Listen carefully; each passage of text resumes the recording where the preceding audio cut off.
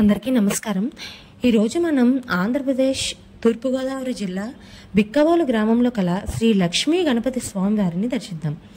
ఈ బిక్కవోలు క్షేత్రాన్ని మొదట విక్రమపురం అని, బిరుదాంకిత బిక్కవోలు అని, కాలక్రమంలో అంటే ప్రస్తుతం బిక్కవోలు అని పిలుస్తున్నారు. ఇక్కడ కొలువై ఉన్న శ్రీ లక్ష్మీ గణపతి స్వామివారి దేవాలయానికి సుమారు 1100 సంవత్సరాల చరిత్ర ఉంది.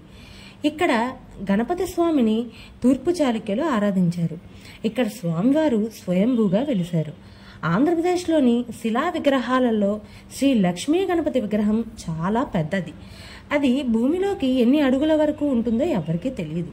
ఇక్కడ స్వామివారు నాగాభరణంతో, నాగ యజ్ఞోపవీతంతో, నాగ మొలతాడుతో, బిల్లకట్టు పంచుతో, సుఖాసనం మీద దక్షిణావృతంతో, తొండంతో మనకి దర్శనమిస్తారు.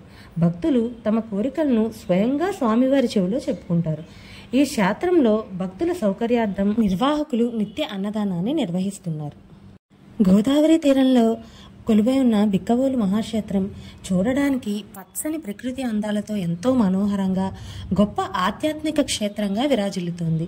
ఇక్కడ స్వామివారికి గణపతి నవరాత్రులు అత్యంత వైభవంగా జరుగుతాయి. ఓం గం గణపతే నమో నమః.